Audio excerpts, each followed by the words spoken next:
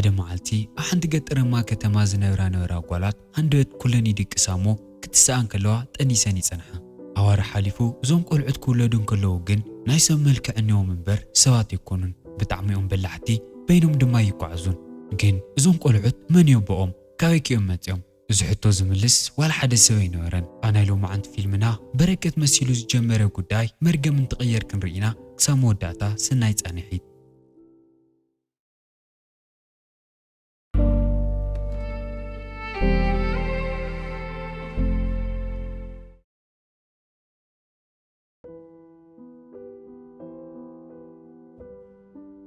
فيلمنا جمر أو كاليفورنيا ميدويتشا زبال بوتا من فلوي نجر زي بلا كتمان رأينا كن حدا معلتي اتوم نورتي فتيوم زي تتصبيوه هيوتو ملؤ زغير نجري قدمهم نورتي تاختما عمتاو فيستيفالو من مقبار أو حدا بوتا تاكيوم ناتا داليون كلو 10 ساعات ورئسات قوون أفت خباو زنورو كلهم سبات أعوافن انسسات حاوشكا بميسترهم من قدي كلاتهم هاندوتي دكسو قاليهم تايكم زفتر له زي تردهم أمانقو جزءهم يدكسو قاليهم ترجع قاليهم دماوش انتهيت عوزا ساعات كافتا ختما قيشو زنوره مايك زبال ودي ناتا ملسن كلو دبت حسون وشتي قرمو هاندوت نسوني دكس أما كينو قطر سلسة آنون لا حدا نقري قاجمو تفنجراي موت اتقات أمي تخورتو مو كاليك تتمازنورو سوات يسحبمو تايكم استفترن مفلات وزحت بلاوش يمتو دو بتاخد تماز تحسخلو زدوك سولو مغنيات ولا حدا سوكر دويك علن بزوحات فلاسفاتات دوكاتر ساينتيستات المتيوم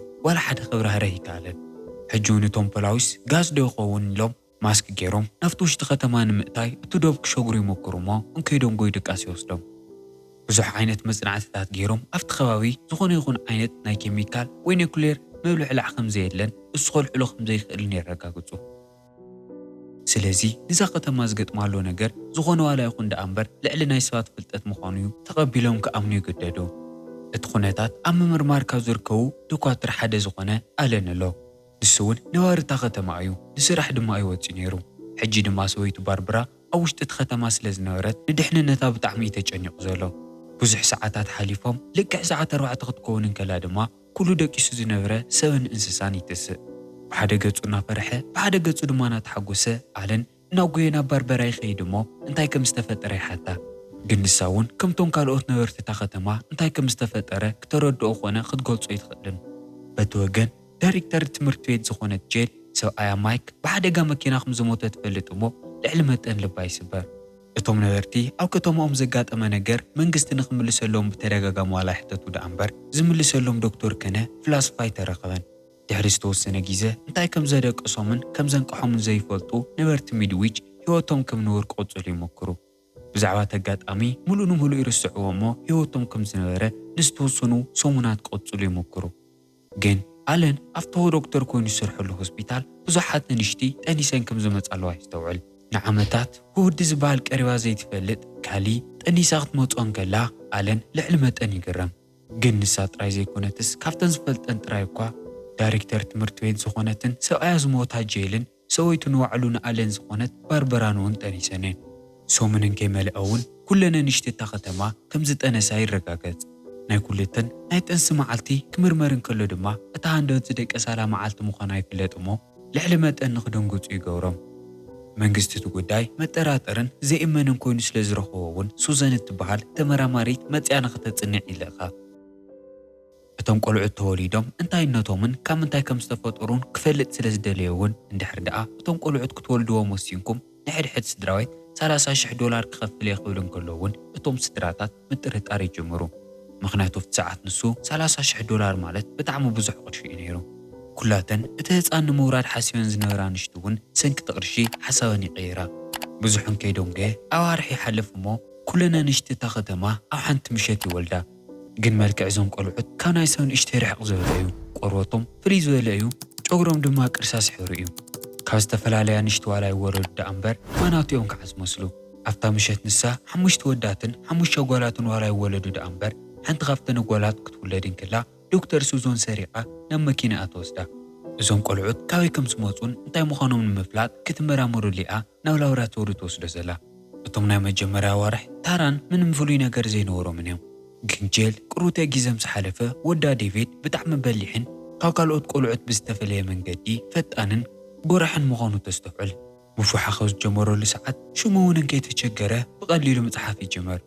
ባርባራና ኣለን እውን ጓሎም ሜራ ፍልይ ዝበለ ፀባይ ከም ዘለዋ ግዜ ካብ ግዜ እናስተውዓሉ ይመፁ። ዝበዝሕ ግዜ ዝተኻበደ ነገር ገይሮም ስለ ዘይርእዎ ነበሩ ምንም ኣይግደሱን። ግዳ ሓደ መዓልቲ ባርባራ ንጓላ ሜራ ትጥምታ እሞ ኣዒንታ እናበረኸ ይፀንሕ። ሜራ ነዲኣ ሕልናኣ ትቆፃፀራ እሞ ኢዳልዒላ ናብቲ ንፀብሒ ተፍልሖ ዝነበረት ትኩስ ማይ ንኽተእቲ ትገብራ። ባርባራ ዕድለኛ ኮይና ጀልብ ቀረባ ትፀንሕ እሞ ክትእውም ምስ ሰምዐታ ናብ ጎየት ከይዳ ተድሕና። ግን እቲ ኣጋጣሚ ካብ ርእሳ ክወፅእ ኣይከኣለን። ንጓላ ሜራ ድማ ልዕሊ ማንም ግዜ እያ ትፈርሕ ዘላ።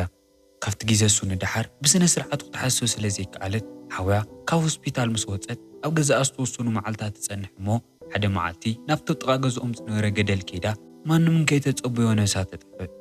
እዚ ኣጋጣሚ ንኣለን ዘይእመንን ልቡ ዝሰበረን እዩ ነይሩ።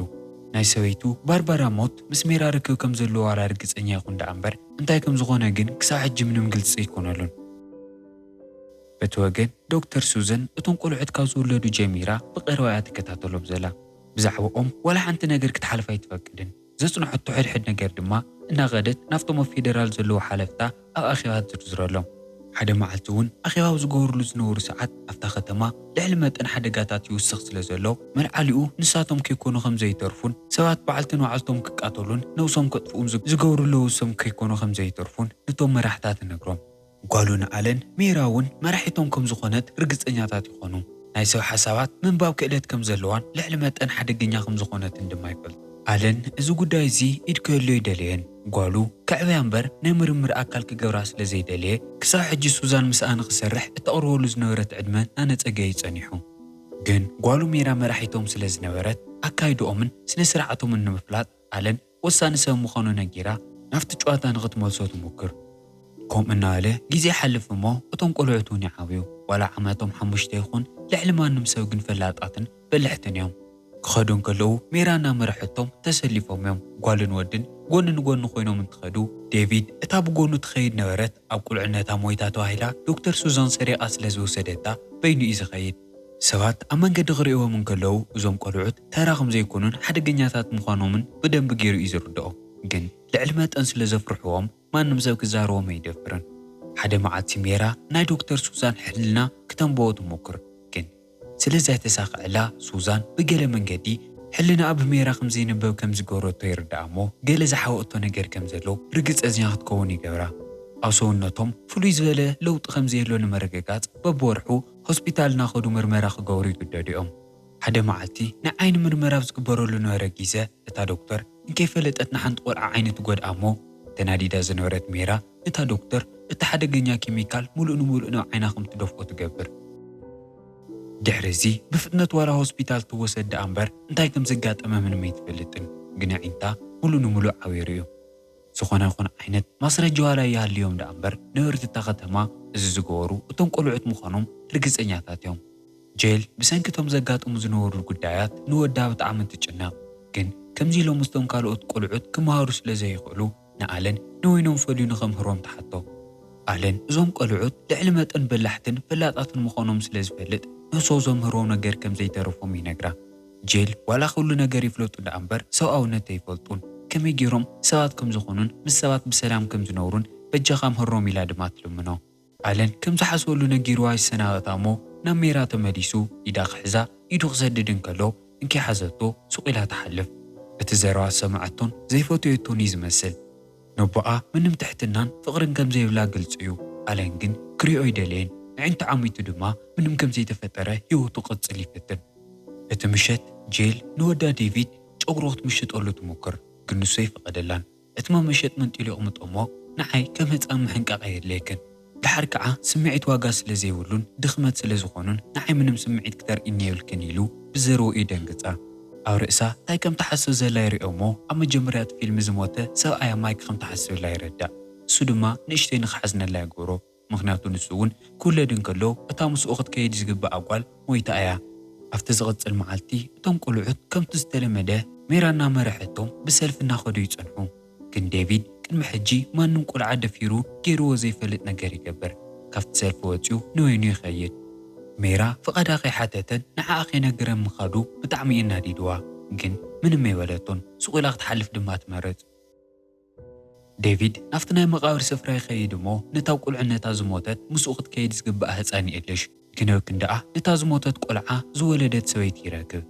ንዞም ፍሉያት ቆልዑት ብጣዕሚ እያ ትጸልኦም፣ ምክንያቱ እውን ነታ ዝሞተት ጓላ ስለ ዘዘክርዋ እዩ። ንዴቪድ ክትሪኦን ከላ ብዘይ ምንም ምክንያት ብተኸታተለ ብዙሓት ፀርፍታት ትፀርፎ።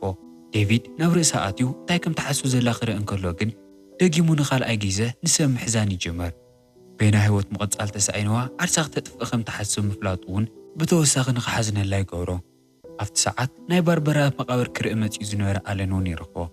ዴቪድ ነታ ዝሞተት መሓዙኡ ክእልሽ ናብኡ ከም ዝመፅእ ክነግሮን ከሎ ኣለን ብጣዕሚ ይደነቕ። ምክንያቱ ዴቪድ ብዛዕባ እታ ክትውለድን ከላ ዝሞተት ቆልዓ ዝነገረ ሰብ ኣይነበረን። እናውግዖን ከለዎ እውን እቲ ቆልዓ ኣለን እውን ዝሰኣኖ ዝፈትዮ ሰብ ከም ዘለዎ ይርኢ። ሓዚኑሉ ንኸጽናዕንዖ ኢዱ ሒዞሞ ኣለን እዞም ቆልዑት ንእሽተይ ስምዒት ከም ዘለዎምን እንድሕር ተማሂሮም ናብ ንቡር ሰባት ንኽቕየሩ ተስፋ ከም ዘለዎም ርኢዩ ከምህሮም ክሓስብ ይጅምር። መምህሮም ክኸውን ፈቃደኛ ይኸውን እሞ ኣብቲ ዝቕጽል መዓልቲ ናይ መጀመርያ ክላሶም የስተኻኽል። ኣብ መንጎ እቲ ክላስ ግን እቶም ቆልዑት ኣዒንቲ ናብ ናይ ሰብ ሕልና መሽኮትዮም ኢሎም ብተደጋጋሚ ክዛረቡ ከለዉ ይፍርሕዎ። ኣለን እቲ ጉዳይ ናይ ፍልስፍና ከም ዝኾነን ሕጂ ካሊእ ትምህርቲ ከም ዘምጽኡምን ዋላ ተተዛረበ ንኽምልሰሎም ብተደጋጋሚ ይሓትዎ። እቶም ቆልዑት መጽሓፎም ከውፁን ኮነ ክመልስዎም ከለዉ ብተመሳሳሊ ሰዓትን ስነ ስርዓትን ስለ ዝነበረ ሩባታትን ኮፕታትን ኮይኖም እዮም ዝረአይዎ። እቶም ቆልዑት ኣብቲ ክላስ በይኖም ገዲፍዎም ኣለን ቁሩተይ ክዕርፍ ይኸይድ እሞ ሓደ ናይ ጽሬት ሰራሕተኛ ናብቲ ውሽጢ ኣትዩ ሓደ ብሓደ ቀትለኩም እየ እናበለ ይፈራርሖም። መጀመርያ እቶም ቆልዑት ምንም የተገደሱሉን ሱቕ ኢሎም ድማ እዮም ኮፍ ኢሎም ነይሮም።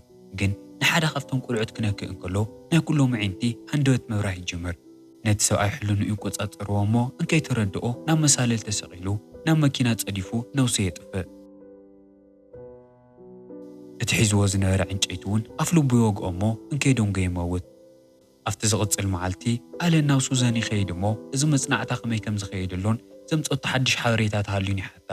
ሱዛን እውን እታ ከተማ ንሳ እዚ ጉዳይ ዝገጠማ ናይ መጨረሻ ከተማ ከም ዘይኮነትን ኣብ ሙሉእ ዓለም ካልኦት ብዙሓት ከተማታት ተመሳሳሊ ሓደጋታት ከም ዘጋጠምዋን ንኣለን ትነግሮ። ኣብ ብዙሕ ከባቢታት ዓለም ኣናእሽተይ ቁሸታት ኣብ ተመሳሳሊ መዓልቲ ደቂሶም ከም ዝተስኡን እዞም መስማተኛ ቆልዑት ከም ዝወለዱን ትነግሮ። ሒዛቶ ናብ ታሕተዋይ ክፍሊ ትወርድ እሞ እቲ ህፃን እንከሎ ሰሪቓ ዝወሰደቶ ህፃን ኣብ ቤት ዓፅያቶ ስለ ዝነበረት ተርእዮሞ ብጣዕሚ ይደንገጽ። እቲ ህፃን ንነዊሕ ግዜ ፈተነታት እናተገበርሉ ድሕሪ ምጽናሕ እቲ ትኽክለኛ መልክዑ ክረአ ገይርዎ እዩ። ፍጥረቱ እውን ገለ ናይ ካሊእ ዓለም እምበር ናይ ሰብ ከም ዘይኮነ ግልፂ ይኸውን። እቲ ኣኼባ ወዲኡ ኣለን ንጓሉ ተጨኒቑ እናጎየ ክምለስ እንከሎ ሜራ ኩሉ ንብረታ እናጠርነፈት ትጸንሖ። ምስቶም ሰባት ምንባር ከም ዝሰልችያን ካብ ኩላቶም ርሒቓ ናብ ካሊእ ዓዲ ከም ትኸይድን ነጊራ ንብረትን ዝብላዕን ንኽቕርበላ ትነግሮ። ንምንታይ ከም ትኸድላን ናይ ከም ትኸድላን ክትነግሮ ግን ምንም ኣይተገደሰትን። እቶም ወለዲ እምብንድሕር ደኣ ኢሎም እንታይ ከም ዝገጥሞም ብደንቢ ገይሮም ስለ ዝፈልጡ እናፈርሑ ነቶም ቆልዑት ናፍቲ ዝተባህልዎ ቦታ ይወስድዎም። ኣብቲ ዝቕጽል መዓልቲ እቶም ቆልዑት ሰፈር ናይሎም ናብ ዝነብሩሉ ቦታ ቢል ዝበሃል ሰብኣይ ይኸይድ እሞ ጓሉ ናይ ምውሳድ መሰል ከም ዘለዎ እናተዛረበ ሒዝዋ ክኸይድ ይሞክር። ጠጠው ከብል ይነግርዎ ግን ኣይሰምዖምን። ኣብ መጨረሻ ሕልንኡ ተቆጻጺሮም ናብ መኪንኡ ኣትዩ ነዳድ ናብ ዝመልአ ዕትሮ ንኽጋጨ ይገብርዎ። ኣብ ተመሳሳሊ ሰዓት ሱዘን እናብ ጎየት ናብ ኣለን ትመጽእ እሞ እቲ መንግስቲ እቶም ቆልዑት ኢሌን ምዃኖም ከም ዝፈለጠን ብቦምቢ ተኪሱ ሙሉእ እታ ከተማ ከጥፋእ ከም ዝሓስብሎን ትነግሮ። ኣነ እኳ ብስናይፐር ጌርካ ሓደ ብሓደ ምቕታል መሐሸዋ ግን መንግስቲ ብቦምቢ እዩ ዝኣምን። ንሳ ካብቲ ቦምቢ ነብሳ ንምውፃእ ካብታ ከተማ ፈጢና እያ ትሃድም ዘላ። ኣለን እውን ከምኡ ንኽገብር መኺራቶ ድማ ትኸይድ። ኣለን ሓንቲ ደቂቓ ከይጥፍአ ብፍጥነት ናብቶም ቆልዑት ይኸይድ እሞ ምስ ሰባት ብሰላም ንኽነብሩ ይሓቶም። እንድሕር ደኣ ፈቃደኛታት ዘይኮኖም ከም ዝቕተሉ የጠንቅቑ። ግን ሜራ እዚ መጠንቀቕታ እዚ ከም ዘስግእ ነገር የርእየቶን። ካብቲ ቦታ ዝበለፀ ርሒቖም ክኸዱ ስለ ዝሓስቡ ዝነበሩ እውን ተወሳኺ ንብረት ንኸምፀላ ኣብ ክንድኡ ትልእኾ። ኣለን ከይዱ ንበይኖም ምስ ተረፉ ሜራ ናብ ዴቪድ ትቐርብ እሞ ብዛዕባ ተምፂዎን ፍሉይ ባህሪ ትሓቶ። ምሽክናይ ዴቪድ እንታይ ከም ዝፍጠርሎ ንኽረድኣ ዕድልን ከይረኸበ ድማ ናይቲ ከተምኦም ቀሺ ንሜራ ስናይፐር ጠቂሙላ ይርእዎ። እቶም ቆልዑት ሕልንኡ ተቆጻጺሮም ባዕሉ ንባዕሉ ከም ዝትኩስ ገይሮም ድማ ይቐትልዎ። ሕዚ ሕኖኦም ዝፈዲሉ ሰዓት ስለ ዝኣኸለ ናብቲ ክሊኒክ ይምለሱ እሞ እቲ ምሸት ዶክተር ሱዛን ኩሉ ፋይላታ ሒዛ ካብቲ ክሊኒክ ከተምልጥ እናሞከረት ይረኽቡዋ። ግን እቲ ምሸት ማስካ ይጠፍእ እሞ እቲ ውላድ ቆልዓ ዝሰረቐቶ ንሳ ምዃና እቶም ኣናእሽተይ ህፃውንቲ ይፈልጡ። ናፍቲ ውሽጥራዊ ላብራቶሪ እትይዎሞ ሕኖም ክፈድዩ ብተደጋጋሚ ባዕላን ባዕላኹም ትወርግእ ገይሮም ይቐትልዋ በቲ ወገን ነበርቲ እታ ከተማ ነቶም ቆልዑት ልዕሊ መጠን ስለ ዝጸልእዎም ክቃወምዎም ሓውን ዕንጨይትን ሒዞም ይወፁ ግን እቶም ቆልዑት ልዕሊ መጠን ሓያላት ስለ ዝነበሩ ነቶም ክቃወሙ ዝወፁ ሰባት ምንም ግዜ ከይወሰዶም ሙሉእ ንሙሉእ ይቐትልዎም ኣለንና ጄል ኣብ ሓደ ቦታ ይረኸቡ እሞ እቶም ቆልዑት ሓሳቦም ምቕያር ከቢድ ስለ ዝኾነ ዝሞተሉ ሰዓት ከም ዝኣኸለ ይረዳድኡ ምክንያቱ ሕዚ እንድሕር ዳ ዘይቀቲሎሞም ተወሰኽቲ ሰባት እናቐተሉ ዓለም ሙሉእ ከም ዘጥፍኡ ግልፂ ነገር እዩ ነይሩ ግን ኣለን ናሆም ምቕታል ቀሊል ከም ዘይኮነ ስለ ዝፈለጠ ጄል ንኸይትጉዳእ ብሓደ ኸፍሊ ዓፂዋ እናጎየ ይኸይድ ናፍቶም ቆልዑት እውን ቦምቢ ዝመልአት ሻንጣ ሒዙ ይኸይድ እሞ እቶም ጸልና ዝበልኩም ንንብረት ኣብዙ እኒሄኩም ይብሎም ግን ሜራ ገለ ደስ ዘይበላ ነገር ስለ ዝነበረ ንኣለን ትጠራጠሮ ሕሎ ንኡኽቶም ብወቕት ምኩርን ከላ እውን ምንም ኣይተሳኽዐላን ኣብታ ሰዓት ንሳ ጄል በቲ ድሕሪት ክፍሊ ትመጽእ እሞ ንደቪድ ሒዛቶ ክትጠፍእ ትሙክር